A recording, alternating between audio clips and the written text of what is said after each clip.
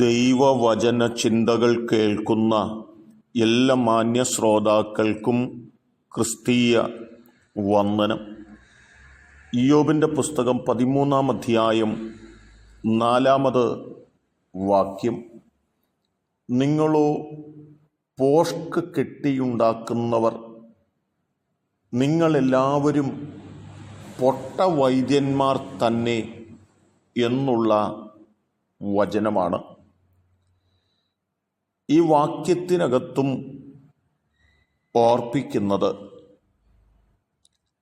സത്യവിരുദ്ധമായ കാര്യങ്ങൾ, വ്യക്തത ഇല്ലാത്ത കാര്യങ്ങൾ, പരമാർത്ഥത ഇല്ലാത്ത കാര്യങ്ങൾ പറഞ്ഞുണ്ടാക്കുന്ന ഒരുപറ്റം ആളുകൾ ഈ ലോകത്തുണ്ടെന്നും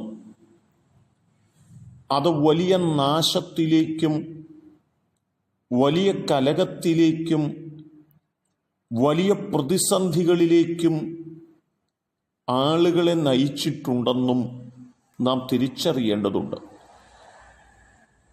പ്രവാസത്തിൽ കിടന്നിരുന്ന ഇസ്രായേൽ മക്കൾ മോശയുടെ അധ്യക്ഷതയിൽ മിസ്രൈമിൽ നിന്ന് പുറപ്പെടുകയും പിതാക്കന്മാരുടെ അവകാശ ഭൂമിയാകുന്ന കനാനിലേക്ക് അവർ കടന്നു വരികയും ചെയ്യുകയാണ്. സമീപ പ്രദേശങ്ങളിലെത്തിയപ്പോൾ പട്ടണം ഉറ്റുനോക്കുന്നതിനായി തിരഞ്ഞെടുക്കപ്പെട്ട ആളുകൾ അവിടേക്ക് കടന്നുപോയെങ്കിലും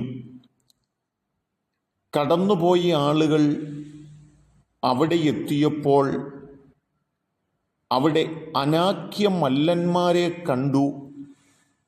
അവരവിടെ നിന്ന് അനാക്യ മല്ലന്മാരെ കണ്ട് ഭയപ്പെട്ടിട്ട് ഇസ്രായേൽ പാളയത്തിലേക്ക് മടങ്ങി വരികയും അവർ ദുർവർത്തമാനം പാളയത്തിൽ പരത്തുകയും ചെയ്തു എന്ന് തിരുവചനത്തിൽ വായിക്കുന്നുണ്ട്. യോശുവയും കാലേബും പട്ടണം മുഴുവനും ഉറ്റുനോക്കി അവിടെ നിന്ന് ചില ഫലവർഗ്ഗങ്ങൾ പറിച്ചെടുത്തുകൊണ്ട് ഇസ്രായേൽ പാളയത്തിലേക്ക് കടന്നു വരുമ്പോൾ മടങ്ങിപ്പോന്ന ആളുകൾ പറഞ്ഞ സത്യവിരുദ്ധമായ കാര്യങ്ങൾ, അവർക്ക് വ്യക്തതയില്ലാത്ത കാര്യങ്ങൾ ജനത്തിൻ്റെ ഇടയിൽ പരത്തുക കൊണ്ട് ജനത്തിൻ്റെ ഇടയിൽ വലിയ പ്രതിസന്ധി നിലനിൽക്കുന്ന പശ്ചാത്തലത്തിലാണ് യോശുവയും കാലേബും പാളയത്തിലേക്ക് കടന്നു വന്നത്. അവർ കൊണ്ടുവന്ന ഫലവർഗ്ഗങ്ങൾ കണ്ടിട്ടും അവർ പറഞ്ഞ വാക്കുകൾ കേട്ടിട്ടും ജനം അവരോട് ചേർന്ന് നിൽക്കുന്നതായും പിന്നത്തേതിൽ രേഖപ്പെടുത്തപ്പെടുന്നുണ്ട്. എന്നാൽ അനാക്യ മല്ലന്മാരെ കണ്ട് ഭയപ്പെട്ടു മടങ്ങി വന്ന ആളുകൾ പറഞ്ഞ പോഷത്വം നിമിത്തം പാളയത്തിനകത്തുണ്ടായ ബുദ്ധിമുട്ടുകളുടെ തീവ്രത വലുതായിരുന്നു.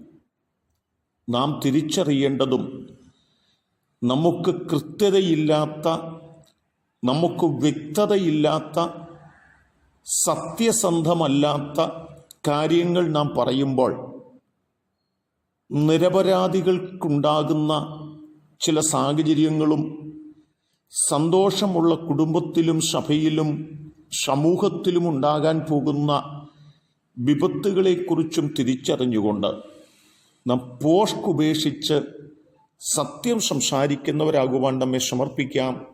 അതിനെ കേൾക്കുന്ന നിങ്ങൾക്കെല്ലാവർക്കും ദൈവം ഭാഗ്യം നൽകട്ടെ. കരുണയുള്ള ദൈവമേ, നല്ല കർത്താവേ, ഞങ്ങൾ പോഷ്ക് കെട്ടിയുണ്ടാക്കുന്നവരായിട്ടല്ല, ഞങ്ങൾക്ക് വ്യക്തതയും കൃത്യതയുമുള്ള കാര്യങ്ങൾ മാത്രം ഞങ്ങളുടെ നാവിൽ നിന്ന് പുറത്തു വരുവാൻ ഞങ്ങളെ പ്രാപ്തരാക്കണമേ. ഞങ്ങളെ അതിനെ സഹായിക്കണം. യേശു കർത്താവിൻ നാമത്തിൽ തന്നെ ആമേൻ.